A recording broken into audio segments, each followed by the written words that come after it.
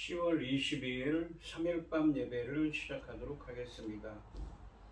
복 있는 사람은 악인들의 꾀를 따르지 아니하며 죄인들의 길에 서지 아니하며 오만한 자들의 자리에 앉지 아니하고 오직 여호와의 율법을 즐거워하여 그의 율법을 지하로 묵상하는도다. 그는 시냇가에 심은 나무가 철을 따라 열매를 맺으며 그 잎사귀가 마르지 아니함 같으니 그가 하는 모든 일이 다 형통하리로다. 악인들은 그렇지 아니하며 오직 바람에 나는 겨와 같도다. 그러므로 악인들은 심판을 견디지 못하며 죄인들이 의인들의 모임에 들지 못하리로다. 무릇 의인들의 길은 여호와께서 인정하시나 악인들의 길은 망하리로다. 아멘. 저희들을 창세전에 택정하시고 여기까지 인도해 주신 주님 감사드립니다. 오늘 예배 가운데 임재하여 주시고 예배가 신령과 진정으로 드려지는 예배가 되게 하여 주시옵소서. 이 모든 말씀 거룩하신 예수님의 이름으로 기도드립니다. 아멘. 사도신경 가심으로 신앙고백 하시겠습니다. 전능하사 천지를 만드신 하나님 아버지를 내가 믿사오며 그 외아들 우리 주 예수 그리스도를 믿사오니 이는 성령으로 잉태하사 동정녀 마리아에게 나시고 본디오 빌라도에게 고난을 받으사 십자가에 못 박혀 죽으시고 장사한 지 사흘 만에 죽은 자 가운데서 다시 살아나시며 하늘에 오르사 전능하신 하나님 우편에 앉아 계시다가 저리로서 산자와 죽은 자를 심판하러 오시리라. 성령을 믿사오며 거룩한 공예와 성도가 서로 교통하는 것과 죄를 사하여 주시는 것과 몸이 다시 사는 것과 영원히 사는 것을 믿사옵나이다. 아멘. 찬송가 295장입니다.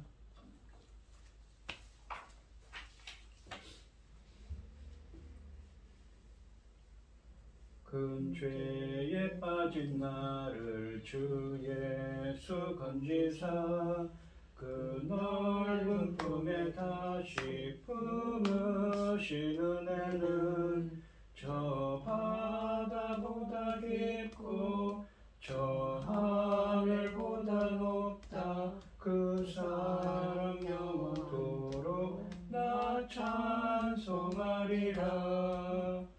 날로 귀하다.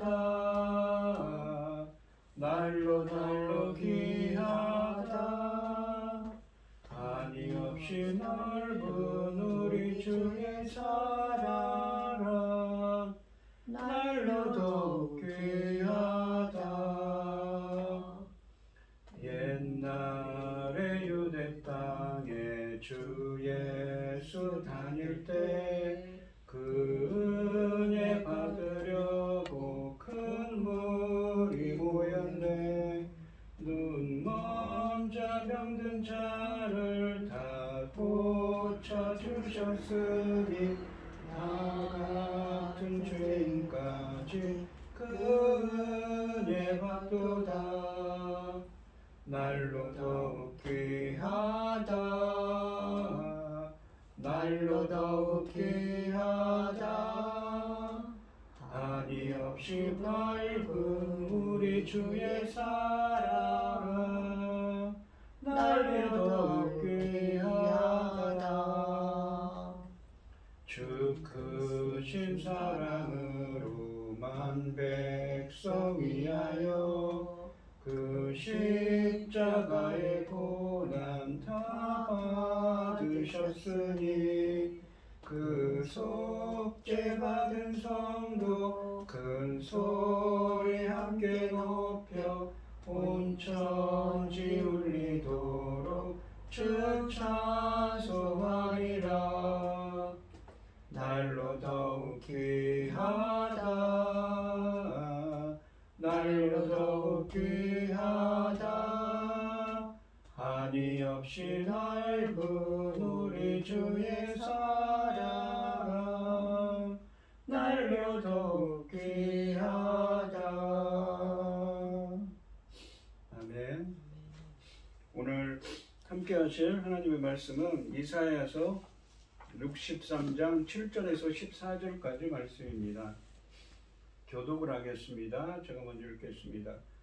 내가 여호와께서 우리에게 베푸신 모든 자비와 그의 찬송을 말하며 그의 사랑을 따라 그의 많은 자비를 따라 이스라엘 집에 베푸신 큰 은총을 말하리라. 그가 말씀하시되 그들은 실로 나의 백성이요 거짓을 행하지 아니하는 자녀라 하시고 그들을 구원자가 되사 그들의 모든 환난에 동참하사 자기 앞에 사자로 하여금 그들을 구원하시며 그의 사랑과 그의 자비로 그들을 구원하시고 옛적 모든 날에 그들을 드시며 안으셨으나 그들이 반역하여 주의 성령을 근심하게 하였으므로 그가 돌이켜 그들의 대적이 되사 친히 그들을 치셨도다. 백성이 옛적 모세의 때를 기억하여 이르되 백성과 양떼의 목자를 바다에서 올라오게 하신 이가 이제 어디 계시냐? 그들 가운데 성령을 두신 이가 이제 어디 계시냐? 그의 영광의 팔이 모세의 오른손을 이끄시며 이름을 영원하게 하려 하사 물을 자르게 하시고 그들을 기쁨으로 인도하시되 광야에 있는 말같이 넘어지지 않게 하신 이가 이제 어디 계시냐? 여호와의 영이 그들을 골짜기로 내려가는 가축같이 편히 쉬게 하셨도다. 주께서 이와 같이 주의 백성을 인도하사 이름을 영화롭게 하셨나이다 하였느니라.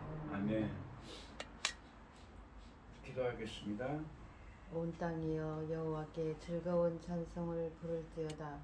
기쁨으로 여호와를 섬기며 노래하면서 그 앞에 나갈지어다.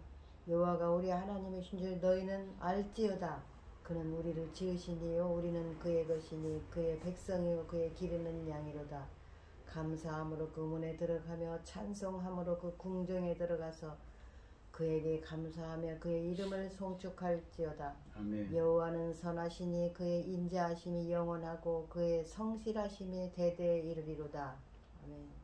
천지 만물을 지으신 전능하신 하나님 아버지, 어리석고 보잘것없는 저희를 자녀 삼으시고 아버지의 그 크신 사랑 가운데 살아가게 하심을 참으로 감사드립니다.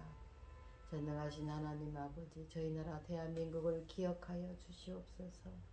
온갖 일로 세상이 얼마나 난리 속인지 이루 다 말로 다 할 수가 없습니다. 그럼에도 불구하고 아버지께서는 철저히 저희 대한민국을 아버지께서 지켜주시고 전쟁으로부터 지켜주시고 모든 재난으로부터 지켜주셔서 오늘날 여기까지 왔으며 우리 믿음의 선진들이 눈물로 기도했지 않습니까? 전능하신 하나님 아버지 지켜주시고 친히 인도하셔서 우리 하나님께서 지키시는 이 나라 대한민국 것을 만천하 이 지구촌 온통 많은 사람들이 보고 듣고 알게 하여 주시옵소서. 아멘. 전능하신 하나님 아버지, 놀라운 일들이 너무 많지 않습니까? 그럼에도 불구하고 우리 아버지께서는 묵묵히 우리를 지키고 계십니다. 온 천하가 보고 있지 않습니까? 우리 대한민국. 전능하신 하나님 아버지, 지금은 중대한 시대에 들어왔습니다. 아버지 하나님, 복음이 지구를 한 바퀴 완전히 돌았고 아버지 하나님 지금은 열매 거둘 시대에 들어왔습니다. 당신의 사랑하는 종 열매 거둘 말씀을 들고 단에 세우셨으니 이 말씀으로 아버지께서 기뻐 받으실 열매들이 넉넉히 나올 수 있기를 간절히 소원하옵고 이 모든 말씀 억만 죄악 가운데서 우리를 구원하여 주신 예수 그리스도 이름으로 기도드리옵나이다. 아멘. 오늘 본문 말씀의 제목은 그의 사랑을 따라입니다. 이사야 선지자가 살던 시대는 주전 약 740년경에서 700년경 사이까지 이사야 선지자가 사역하던 시대입니다. 이사야 선지자는 지금 이 39장부터 이 40장부터 66장까지 말씀은 유다가 그들의 죄로 말미암아 바벨론의 포로로 끌려간 이후의 이야기를 하고 있습니다. 예언의 말씀을 하고 있는 거죠. 이 지난 시간에는 하나님의 창조적인 구원 행위인 의가 임하여서, 그러니까 하나님의 나라가 임하여서 이 유다를 대적하던 악인들인 에돔으로 상징되는 이 악인들이 하나님의 심판을 받게 될 것을 말씀하셨습니다. 이 오늘 본문 말씀에서는 이 바벨론의 포로로 끌려간 그들이 다시 회개하고 주님을 찾게 될 거라고 이 말씀하고 계십니다. 이 7절부터 9절까지 말씀에서는 이스라엘이 바벨론 포로 생활의 이 절망 속에서 그들의 영광스러웠던 과거를 회상하고 있습니다. 7절 말씀을 보시면 내가 여호와께서 우리에게 베푸신 모든 자비와 그의 찬송을 말하며 그의 사랑을 따라 그의 많은 자비를 따라 이스라엘 집에 베푸신 큰 은총을 말하리라. 이 7절 말씀에서 우리는 과거 이스라엘에게 하나님이 사랑과 자비와 은총을 베푸셨던 사실을 돌아보며 찬송할 것이라고 말합니다. 이것은 앞으로 바벨론의 포로로 끌려가 고난받을 유다에게 하나님의 자비와 은총을 간청하게 하기 위함입니다. 이 구절에서 나는 우리의 이론으로서 우리를 대표하는 이사야 선지자로 볼 수가 있습니다. 8절과 9절 말씀에서 우리는 본격적으로 과거 애굽에서 이스라엘에게 베푸신 하나님의 은혜를 언급하고 있습니다. 이 8절 말씀을 보시면 그가 말씀하시되 그들은 실로 나의 백성이요 거짓을 행하지 아니하는 자녀라 하시고 그들의 구원자가 되사 나의 백성 거짓을 행하지 아니하는 자녀라고 하나님은 그렇게 신뢰하는 사람들이었습니다. 이사야 선지자는 이 하나님께서 이스라엘 백성들을 향해 거짓을 행치 않는 자녀 하나님의 백성이라고 말씀하셨던 것을 회고하고 있습니다. 그러나 실제로 주의 백성으로 택함 받았던 이스라엘 백성들은 주권자인 하나님을 시험하여 주의 말씀만을 따르겠다는 자신들의 이 약속을 거짓말이 되게 하였을 뿐만 아니라 우상들을 숭배하고 이방 여인들과 결혼하는 등 수없이 하나님을 노하시게 했습니다. 그럼에도 불구하고 하나님이 이 불순종하는 자들을 향해 거짓을 행치 아니하는 자라고 부르시는 것은 그들이 거룩하고 참된 삶을 살며 자신의 말에 순종하는 자들이 되기를 바란다는 소망을 반영했기 때문입니다. 즉 하나님이 자기 백성들을 향해 계속적인 사랑과 신뢰를 보내고 있다는 표현인 것입니다. 이 자기가 언약을 지키기에 충실했던 것처럼 자기 백성들도 언약의 준수에 충실하기를 바라는 하나님의 소망이 담겨 있습니다. 9절 말씀해 보시면 그들의 모든 환난에 동참하사 자기 앞에 사자로 하여금 그들을 구원하시며 그의 사랑과 그의 자비로 그들을 구원하시고 옛적 모든 날에 그들을 드시며 안으셨으나 라고 말씀하십니다. 옛적에 하나님은 자비와 사랑으로 애굽에서 이스라엘을 구원하고 인도하셨음을 상기시키고 있습니다. 하나님은 이스라엘이 이 환난을 당할 때마다 직접 그들을 구원하셨습니다. 자식을 안듯 감싸듯 사랑과 자비로 구출하시고 항상 돌보셨습니다. 그들을 드시며 안으셨다라는 표현은 출애굽기 19장 4절 말씀을 연상시킵니다. 그래서 하나님의 구원의 은총으로 이스라엘이 구원받았음을 분명히 하고 있습니다. 이스라엘을 향한 하나님의 사랑은 크고 한이 없으셨다는 말씀입니다. 이렇게 7절부터 9절까지는 하나님의 은혜와 자비를 회고하고 있습니다. 이 10절부터 14절까지 말씀에서는 이 바벨론 포로 생활의 고난을 겪고 있는 이스라엘이 과거 그들을 도우셨던 하나님을 다시 찾고 은총을 베풀어 달라고 간구하게 될 것이라는 예언의 내용을 담고 있습니다. 그러니까 이 이사야 선지자는 지금 앞으로 그렇게 될 것이라고, 너희들이 주님을 찾게 될 것이다, 회개하고 주님을 찾게 될 것이다 라고 말합니다. 10절 말씀해 보시면 그들이 반역하여 주의 성령을 근심하게 하였으므로 그가 돌이켜 그들의 대적이 되사 친히 그들을 치셨더니 라고 되어 있습니다. 이 학개서 2장 5절 말씀에 의하면 출애굽을 할 때 성령이 이스라엘 가운데 있었다고 말씀하고 계십니다. 그래서 이스라엘이 죄로 인해 성령을 근심케 하여 언약이 파괴되는 지경까지 이르렀음을 말씀하고 계신 것입니다. 하나님의 은총으로 구원받은 이스라엘이 그럼에도 불구하고 성령을 근심케 하여 그로 인해 하나님께서 그들의 대적이 되어 그들과 싸우셨다는 말씀입니다. 하나님의 심판을 받았다는 이 아픈 사실을 회상하고 있는 것입니다. 11절부터 14절까지 말씀에서는 과거 고난 가운데 있었던 이스라엘에게 베푸신 하나님의 은총을 기억하고 또다시 그와 같은 은총을 베풀어 달라고 하나님께 간구하게 될 것을 말씀하고 계십니다. 11절 말씀해 보시면 백성이 옛적 모세의 때를 기억하여 이르되 백성과 양떼의 목자를 바다에서 올라오게 하시니가 이제 어디 계시냐, 그들 가운데 성령을 두시니가 이제 어디 계시냐 라고 반문합니다. 죄로 인한 고난 앞에서, 그러니까 정확히 얘기하면 바벨론의 포로로 끌려가서 이 그들의 죄로 말미암아 바로 이스라엘이 멸망을 하고 바벨론의 포로로 끌려가죠. 그 고난 앞에서 백성은 과거의 모세의 때를 기억하고 바다를 건너게 하시고 언약을 체결하여 성령을 두신 하나님이 어디 계시냐, 그 은총과 자비 하나님이 어디 계시냐 반문합니다. 이렇게 주님을 찾게 될 것이라는 말씀입니다.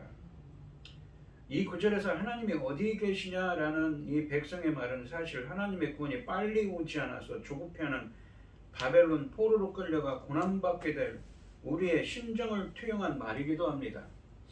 이 대목에서 바벨론의 포로로 끌려가는 사람들, 우리가 정확히 얘기하면 남유다 백성들이죠. 유다 백성들 우리가 자신들의 고난의 문제가 하나님의 더딘 구원에 있다는 인식을 가지고 있음을 발견할 수가 있습니다.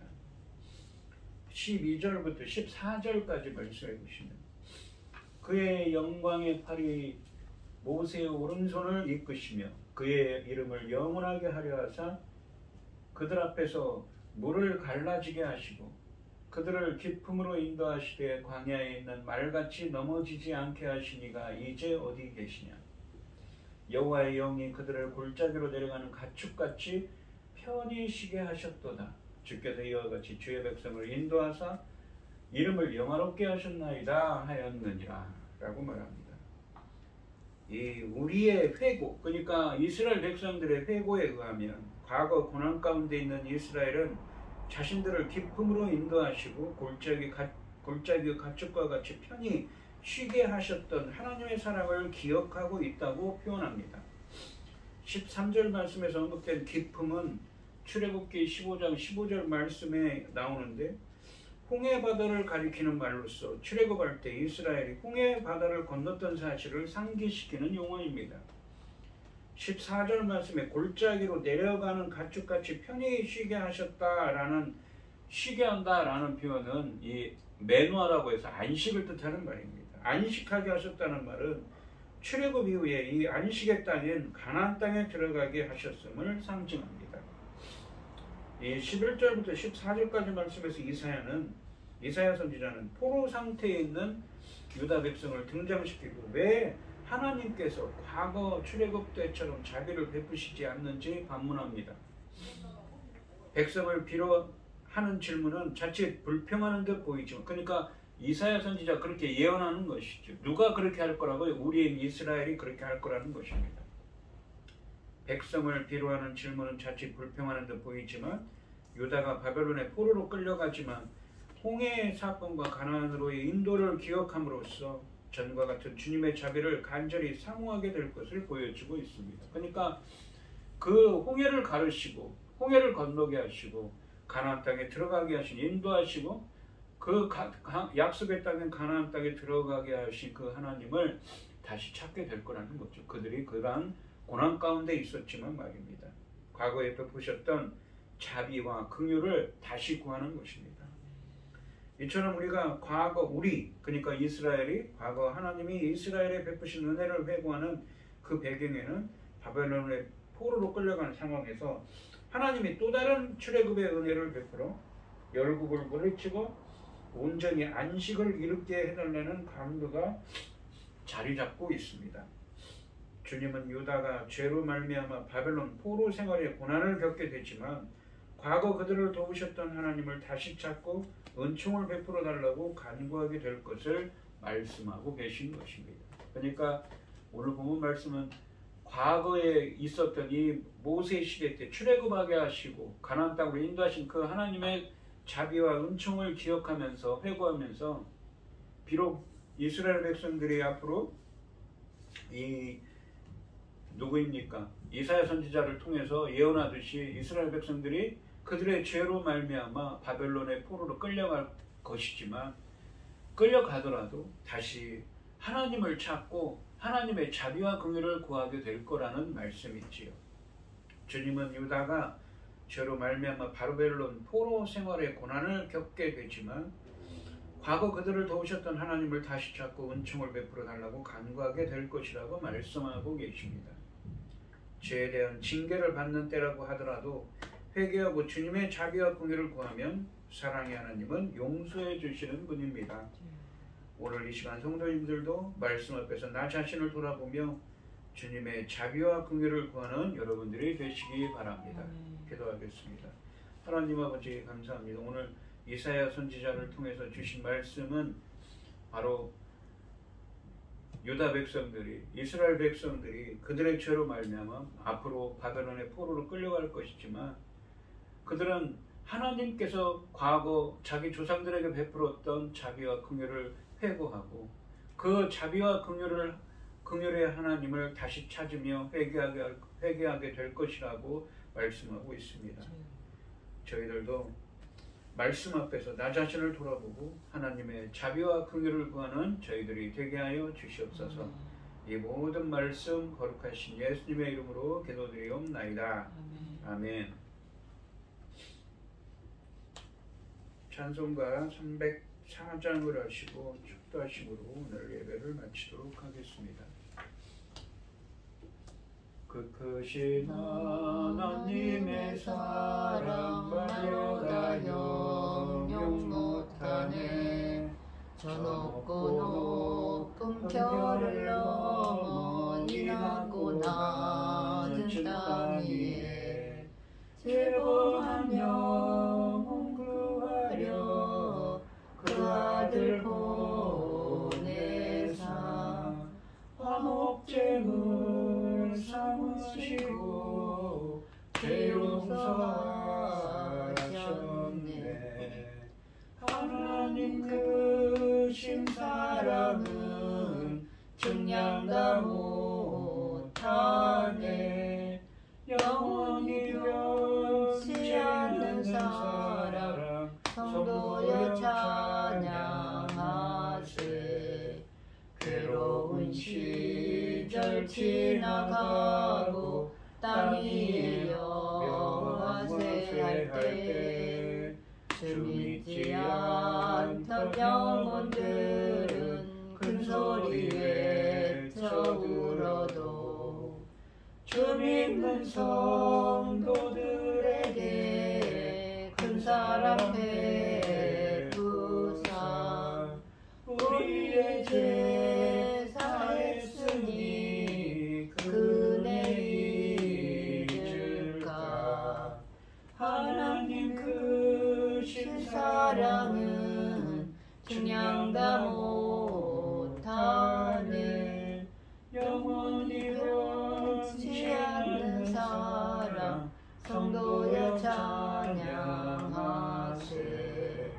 하늘을 두루마리 삼고 바다를 먹물 삼아도 한없는 하나님의 사랑 닿기로 갈 수 없겠네.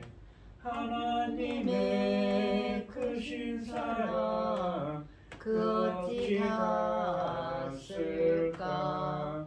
저 하늘 높이 쌓아도 채우지 못하리. 하나님 크신 사랑은 증량다 못하네. 영원히 변치 않는 사랑 성도여 찬양하세.